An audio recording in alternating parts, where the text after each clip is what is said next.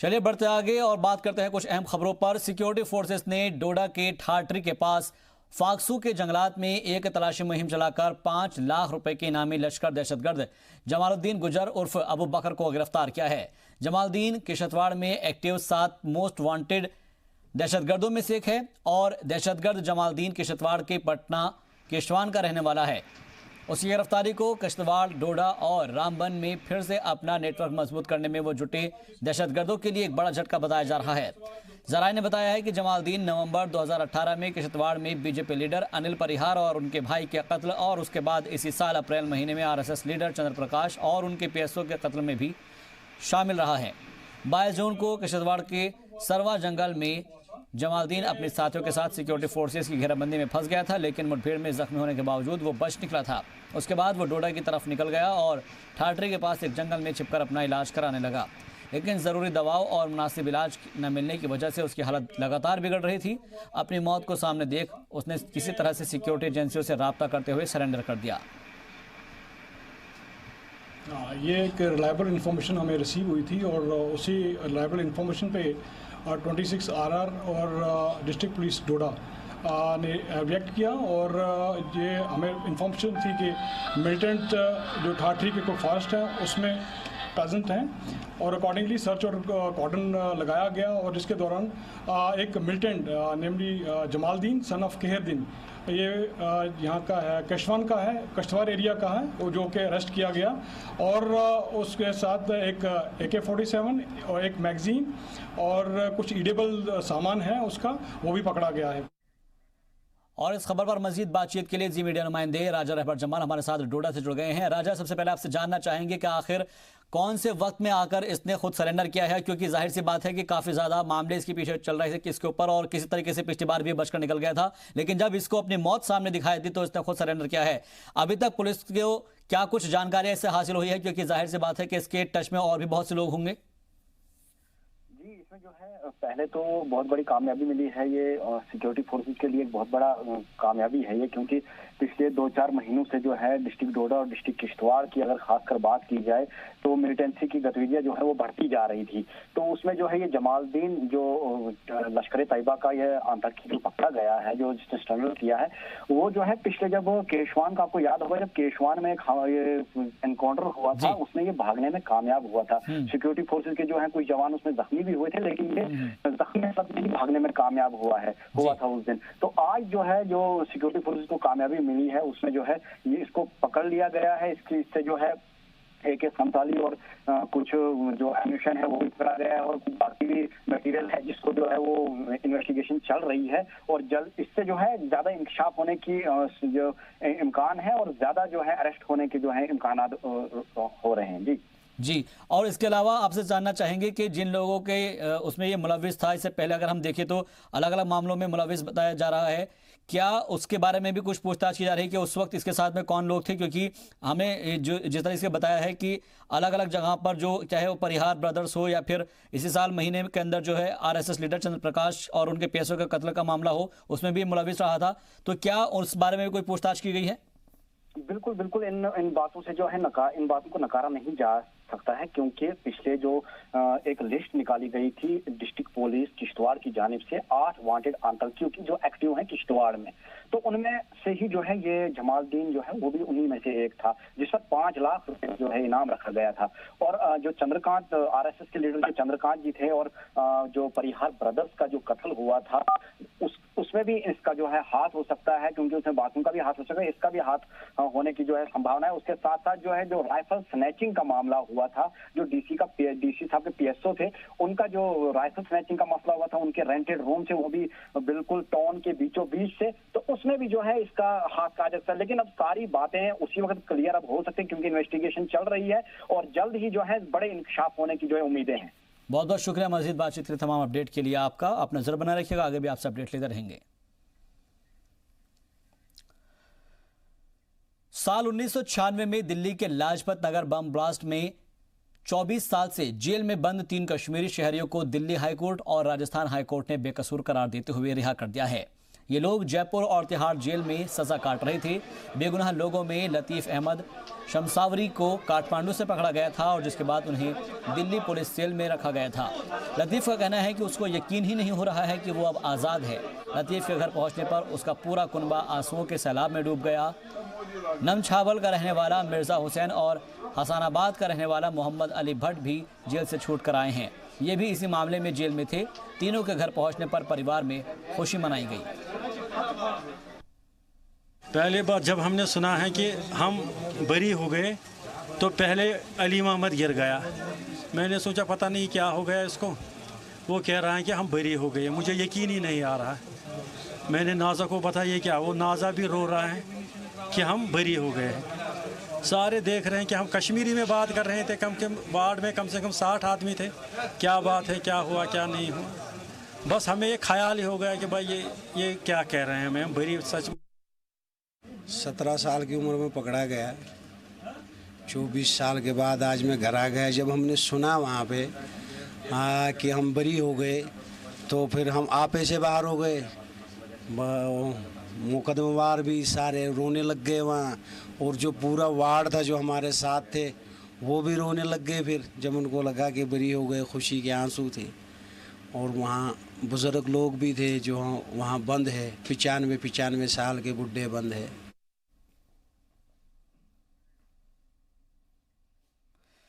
चलिए बढ़ते आगे। दहशतगर्दी के खिलाफ the unlawful activities amendment bill Lok Sabha में पास हो गया है। लोकसभा में बिल पर चर्चा करते हुए होम मिनिस्टर अमित शाह ने कहा कि दहशतगर्दी के खिलाफ सख्त कानून बनाने की जरूरत है। श्रीनगर में पीपल्स कॉन्फ्रेंस के चेयरमैन सज्जाद लोन एक प्रोग्राम के दौरान फारूक अब्दुल्ला पर जमकर बरसे। उन्होंने कहा है कि फारूक अब्दुल्ला के लिए सिर्फ 13 जुलाई को मारे गए लोग शहीद हैं और 90 के दहाई में उनके दौरे इक़्तिदार में मारे गए लोगों पर वो खामोश रहते हैं। सज्जाद लोन ने लोकसभा में पास नए एंटी टेरर बिल की भी मुखालफत की। मुझे लगता है कि जो भी चीज़ें अभी तक हो रही हैं जो आज की डेट में है, मेरी स्ट्रांग डिसएग्रीमेंट है। मुझे लगता है कि जो इंसानी हुकूक है, जो ह्यूमन राइट्स हैं एक कॉमन कश्मीरी के, मुझे लगता है कहीं उनका सेफ गार्ड नहीं है। आज तक कोई भी हल दुनिया में बातचीत के बगैर नहीं हुआ। देखिए, आप जब हार्ड मेजर्स लेते हैं तो आप कंटेन कर सकते हैं एक प्रॉब्लम। रामबन के डीसी शौकत एजाज भट्ट इन दिनों तनाज़े में हैं। दरअसल कुछ तस्वीरें वायरल हो रही है जिनमें वे पालकी की सवारी करते हुए नजर आ रहे हैं। सोशल मीडिया पर वायरल हो रही इन तस्वीरों को लेकर कई तरह की बातें सामने आ रही है। पेश एक रिपोर्ट।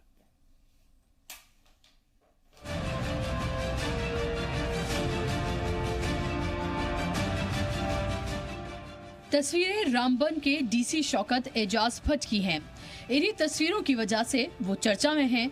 सोशल मीडिया पर लगातार वायरल हो रही उनकी तस्वीरों के बारे में जब छानबीन की गई तो पता चला कि वो रामबन के ऊपरी हिस्से में वाक़े चककुंडी करोल इलाके में आम लोगों की परेशानियों का जायजा लेने गए थे।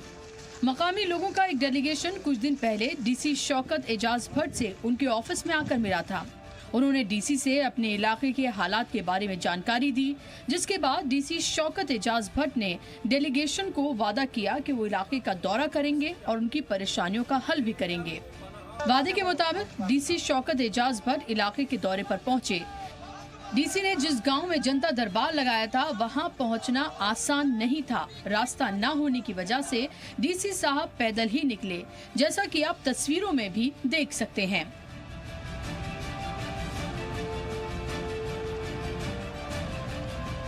मकामी लोगों की माने तो डीसी तकरीबन 10 किलोमीटर चले, जिसके बाद उनके घुटनों में दर्द शुरू हो गया। गर्मी से उनकी तबीयत भी बिगड़ने लगी, लेकिन डीसी आवामी दरबार कैंसिल नहीं करना चाहते थे। मकामी लोगों की अपील के बाद उन्हें एक पालकी में बैठाकर कुछ दूर ले जाया गया। इसी बीच कुछ लोगों ने तस्वीर खींचकर वायरल कर दी।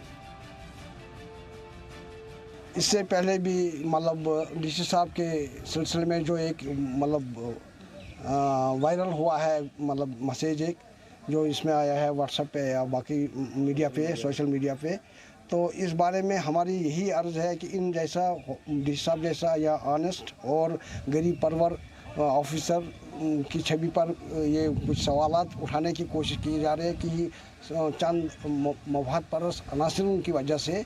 तो हम यही चाहते हैं कि जिस तरह से वो लोगों में घुल मिले हैं, लोगों के बेसिक काम कर रहे हैं, तो उस हिसाब से कुछ लोग बौखलाहट में आकर उनकी मतलब इस नेकनामी को जाक पहुंचाने की कोशिश कर रहे हैं। जिन अनासरों ने इस वीडियो को वायरल करवाया, मैं जनाब आईजी साहब से ये रिक्वेस्ट करता हूँ कि मेहरबानी करके इन अनासरों को सख्त से सख्त कानूनी सज़ा दी जाए।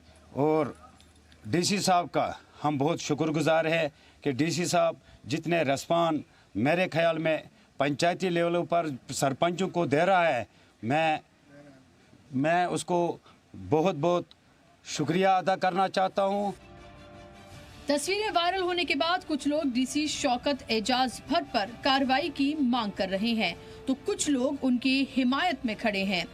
रामबन के दूर दराज के इलाके के पंचों और सरपंचों ने भी प्रेस कॉन्फ्रेंस का एहतमाम किया और डीसी शौकत एजाज भट्ट की जमकर तारीफ की।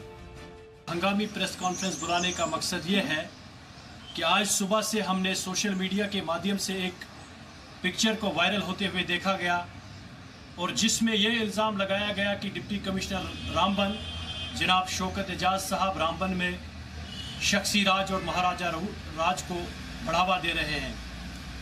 हम तमाम पंचायती नुमाइंदगान, पंच और सरपंच साहिबान पूरे डिस्ट्रिक्ट रामबन से इस बात पे कड़ा एतराज़ जताते हैं। वो कोई जगह नहीं होगी जहाँ पे डीसी साहब ने दरबार नहीं लगाया, लोगों की ग्रीवेंसेस नहीं सुनी और मौके पे जितना और कोशिश की जो उसके एम्पावर में था, तो उन्होंने मौके पे फैसला किया और लोग बहुत खुश हैं। हालांकि पूरे मामले पर डीसी शौकत एजाज भट्ट ने कुछ भी नहीं कहा है। जी सलाम के लिए रामबन से राजा रहबर जमाल की रिपोर्ट। और इसी बीच एक बड़ी खबर से आपको रूबरू करा देते हैं। लोकसभा में 3 तलाक बिल पास हो गया है। आपको बता दें कि लगातार इसके ऊपर बहस चल रही थी, लेकिन 3 तलाक बिल लोकसभा में पास हो गया है। ये ऐसा तीसरा मौका है जब लोकसभा में इसको पास करा दिया गया है। 3 तलाक को लेकर लगातार एक के बाद एक इसकी अलग अलग पार्टियां मुखालफत करती आई हैं और आज एक बार फिर से इसको लोकसभा में रखा गया, जहां पर इसको पास कर दिया गया है। तो लोकसभा में 3 तलाक बिल फिलहाल पास हो गया है। इस वक्त की सबसे अहम खबर आपको बता दें कि 3 तलाक बिल को लेकर लगातार बीजेपी और उसकी जो पार्टियां है, साथी पार्टियां, वो कोशिश में है कि किसी तरीके से इसको पास करा लिया जाए। हालांकि जेडीयू इसकी मुखालफत में है, तो वहीं कांग्रेस और बाकी की जमातें भी इसकी मुखालफत कर रही हैं, लेकिन इन सब के बावजूद भी 3 तलाक बिल को लोकसभा में पास करा लिया गया है। तो इस वक्त की बड़ी खबर आपको बता दी कि लोकसभा में 3 तलाक बिल पास हो गया है। 3 तलाक को लेकर सवाल उठाए गए थे और इसके अंदर बहस हुई, जिसके बाद अब जो खबर मिल रही है उसके मुताबिक ये कहा जा रहा है कि 3 तलाक बिल पास हो गया है। लोकसभा में इसको पास कर दिया गया है। हालांकि इससे पहले भी 2 बार ही पास किया जा चुका है, लेकिन राज्यसभा में आकर ये अटक जाता था और इसके अंदर कई बार जो अलग अलग जमातें हैं वो इसको सीधे तौर पर इसमें कुछ अमेंडमेंट की ज़रूरत बता रही थी, लेकिन लोकसभा में एक बार फिर से 3 तलाक बिल पास हो गया है।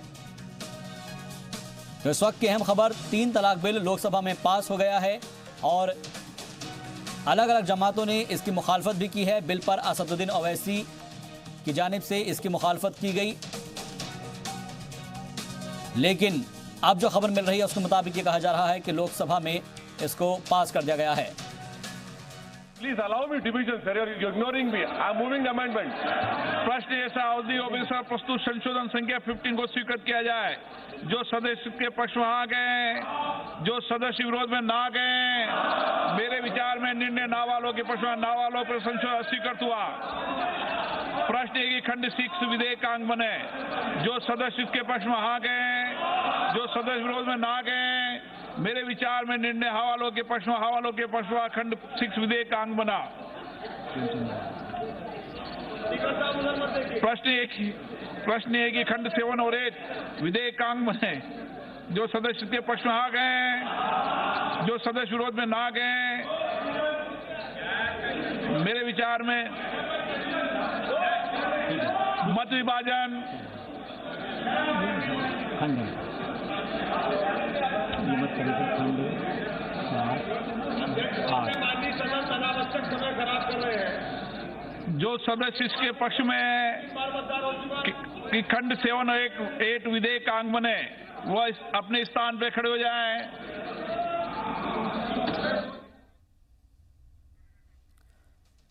और इस खबर पर मजीद बातचीत के लिए जी मीडिया नुमाइंदे शुएब रजा हमारे साथ जुड़ गए हैं। शुएब, ये कोई पहला मामला नहीं है, इससे पहले भी कई बार लोकसभा के अंदर जो है बिल पास कराने की कोशिश की गई थी और लोकसभा में 3 तलाक बिल पास हो गया था। आज क्या कुछ रहा? हाँ बिल्कुल, देखिए पहले भी एक बार लोकसभा में पास हुआ था, लेकिन उसके बाद जब राज्यसभा में बुलाया गया, जब मोदी सरकार पास बनी है, यकीनन जरूर किया था क्योंकि कई तरह के अमेंडमेंट चाहता था। बाद में हालांकि अमेंडमेंट किए भी गए, कई तरह की गुमराही दी भी गई, लेकिन उसके बाद भी ऐतराज़ात जारी रहे।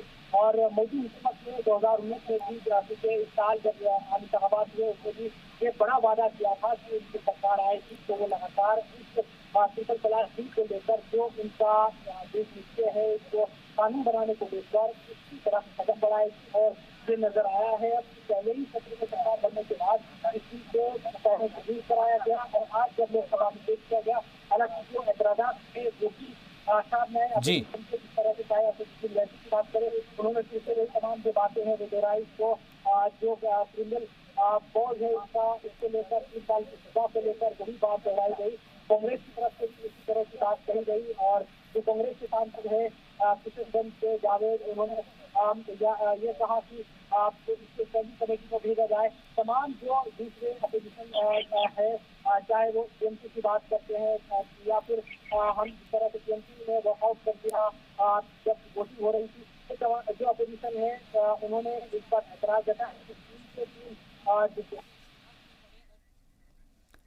बिल्कुल, तो यानी कि जिस तरीके से शुएब हमें बता रहे थे कि इसके ऊपर अलग अलग अपना रद्दअमल का इजहार किया है अलग अलग जमातों ने, लेकिन सवाल ये उठता है कि 3 तलाक कानून जो है उस बिल को लेकर ख्वातीन के खिलाफ बताया गया है असदुद्दीन ओवैसी की तरफ से। और उन्होंने कहा है कि क्या शौहर जेल में रहकर अपनी बीवी को गुजारा भत्ता दे पाएगा, क्योंकि लोकसभा में 3 तलाक बिल पास ज़रूर हो गया है लेकिन असदुद्दीन ओवैसी और उनकी पार्टी ने इसकी मुखालफत की है।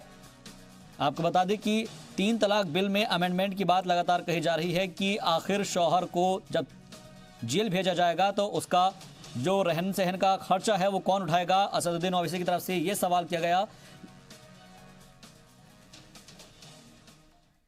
और शुएब रजा मजीद बातचीत के लिए हमारे साथ सीधे जुड़ गए हैं, उनकी तरफ रुख करते हैं। शुएब, जो कि लगातार हम बात कर रहे हैं कि ये कोई पहला मामला नहीं है, इससे पहले भी लोकसभा के अंदर इसको पास करा लिया गया था लेकिन राज्यसभा में ये अटक गया था, लेकिन अब क्योंकि लगातार इसके अंदर नए से नए अमेंडमेंट किए जा रहे हैं, आज के इस अमेंडमेंट के बाद क्या कुछ वोटिंग हुई है और कौन कौन सी जमातों ने इसके लिए हामी भर दी है, कौन कौन लोगों ने इसका जो है मुखालफत की है?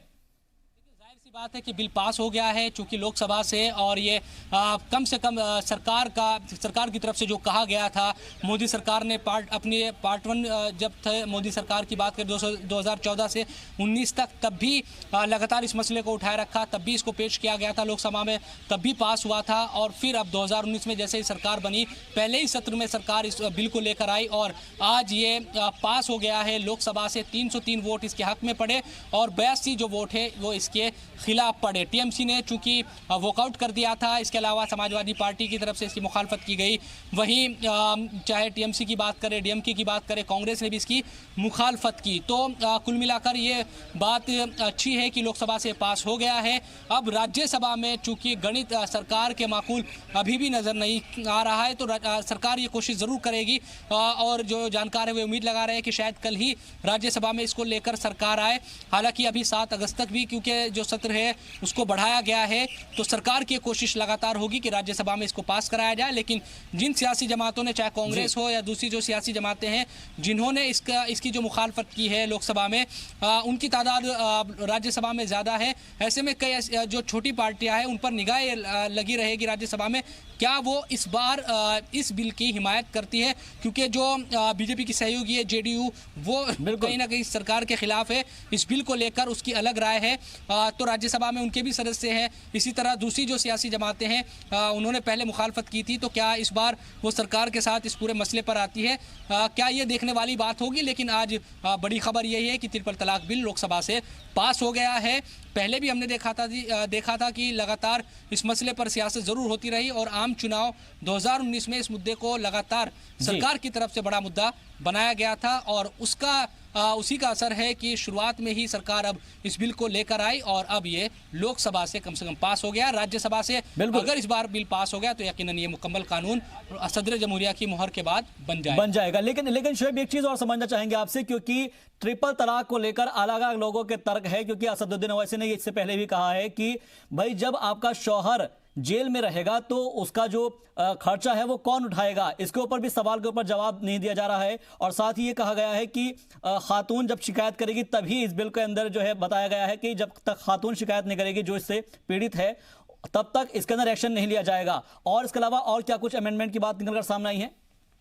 देखिए, जो क्रिमिनल लॉ जो कॉज है इसमें, इसको लेकर शुरुआत से ही एतराज़ात है। इसके अलावा भी कई और बिंदु इसमें पॉइंट्स थे जिन पर एतराज़ था अपोजिशन को। हालांकि उसमें तरमीम की गई थी, लेकिन ये जो क्रिमिनल कॉज की जहाँ तक बात है, इस बिल को और 3 साल की सज़ा का जो मामला है इसको लेकर यकीनन अपोजिशन लगातार सवाल उठाता रहा है। और आज भी कांग्रेस के कई जो सांसद थे, किशनगंज के जो सांसद है, उन्होंने ये कहा था कि इसको स्टैंडिंग कमेटी में भेजा जाए और बेहतर तरीके से इसको लाने की ज़रूरत है, इस पर चर्चा करने की ज़रूरत है। लेकिन सरकार की तरफ से लगातार ये बात कही जा रही है कि इसका जो वक्त है वो लगातार अपोजिशन ये चाहता है इसको बढ़ाया जाए, लेकिन जो ट्रिपल तलाक के मामले हैं वो रुक नहीं रहे हैं। इसलिए इस बिल को पास करना ज़रूरी है, कानून बनाना ज़रूरी है, जिसकी वजह से लोगों के दिलों में एक डर पैदा हो। ये सरकार की तरफ से इस तरह की दलीलें आज भी दी गई, पहले भी दी जाती रही है और सुप्रीम कोर्ट के आदेश का हवाला सरकार लगातार देती रही है कि सुप्रीम कोर्ट ने उनसे कहा है कि आप कानून बनाइए, उसी का पालन सरकार कर रही है। हालांकि ये तमाम जो एतराज़ात है, चाहे वो क्रिमिनल कॉज को लेकर हो, 3 साल की सज़ा का जो मामला है, या अगर पति जेल में जाएगा तो फिर कैसे जो परिवार है उसका पेट पलेगा, या वो फिर महिला को अपनाएगा नहीं अपनाएगा वापस आकर, ये तमाम बातें आज बहस के दौरान उठी भी। लेकिन सरकार की अपनी अलग दलीलें हैं, वो इसको इस बिल को और इसमें जो पॉइंट्स रखे गए हैं उसको जायज़ ठहराती है। हालांकि अब ये देखना ज़रूरी होगा कि जिन सियासी जमातों ने यहाँ मुखालफत की है लोकसभा के अंदर, उसमें चाहे कांग्रेस हो, टीएमसी हो, डीएमके हो, ये तमाम जो सियासी जमातें हैं, इनकी जो तादाद है सांसदों की वो राज्यसभा में भी एक तरीके से ज़्यादा है। तो वहाँ किस तरह से सरकार ये कोशिश करेगी कि जो बिल्कुल, क्योंकि इससे पहले भी हमने देखा है कि 2 मरतबा कुछ इसी तरह से हुआ था। लेकिन शोएब, एक चीज़ और समझना चाहेंगे हम, क्योंकि वजीर कानून को हम सुन रहे थे पार्लियामेंट के अंदर, उनका सीधे तौर पर कहना है कि 2017 से लेकर अब तक 3 तलाक के 574 मामले सामने आ चुके हैं और जब अदालत उज़्मा की जानिब से कहा गया कि भाई आप कानून बनाइएगा तो उसके बाद 300 से ज्यादा मामले आए हैं। यानी कि ये मामले अभी तक रुकने का नाम नहीं ले रहे हैं। अदालत उज़्मा जब इस बात पर कह चुकी हैं कि आप इसके ऊपर बिल लेकर आइएगा और उसी का पालन किया जा रहा है और साथ ही जो सरकार है वो भी इस बात की दलील दे रही है, लेकिन बावजूद इसके जब मामले लगातार बढ़ रहे हैं और ऐसे में जो पार्टियां इसकी मुखालफत कर रही हैं, क्या वो किसी एक पॉलिटिकल एजेंडे के तहत कर रही है कि बस किसी भी तरह से इसकी मुखालफत करनी है? कि कोई भी इंसान हो या कोई भी जो खातून है, अगर किसी के भी साथ, एक भी इंसान के साथ अगर ज़्यादती होती है, यकीनन ये कानून, ये संविधान या ये सरकार की भी जिम्मेदारी है कि उसके साथ नाइंसाफ़ी ना हो। तो मामले तो चाहे 300 हो या 1000 हो, यकीनन एक भी मामला इस तरह का सामने नहीं आना चाहिए। कोशिश तो इसी की सरकार की तरफ से, सरकार ये कहती है कि उसकी कोशिश इस तरह की है, लेकिन जो भी अपोजिशन के एतराज़ात हैं, क्योंकि कई तरह के जो पॉइंट्स है इसमें थे, उसको लेकर वो मुखालफत करते रहे हैं। ये अपनी अलग जगह है अब, लेकिन चूंकि लोकसभा से ये पास हो चुका है तो कम से कम यहाँ तो अब बात नहीं रह गई, लेकिन राज्यसभा में भी यकीनन जब इस पर बहस होगी फिर से उन मामलों को उठाया जाएगा। अब सरकार क्या वाकई कोई और कदम उठाने के मूड में है भी या नहीं, क्योंकि हमने देखा है कि 3 बार तो अध्यादेश सरकार ला चुकी है इसको लेकर, ट्रिपल तलाक को लेकर। तो यकीनन एक सरकार की प्राथमिकताओं में से बिल्कुल प्रायोरिटीज जो है वो देखना अहम होगा। बहुत बहुत शुक्रिया मजीद बातचीत के लिए, तमाम अपडेट के लिए शोएब रजा आपका। और कुल मिलाकर आप देख सकते हैं कि लोकसभा में एक बार फिर से 3 तलाक बिल पेश हो गया है, जिसको राज्यसभा में भी पेश किया जाएगा और वहां पर अगर ये पूरी तरीके से इसको सपोर्ट मिलता है अलग अलग जमातों का तो फिर एक बिल में, एक कानून में तब्दील हो जाएगा। सदर जमहूरिया की यहाँ पर मोहर लगने के बाद अभी देखना है होगा कि राज्यसभा में इसको कितना सपोर्ट मिलता है।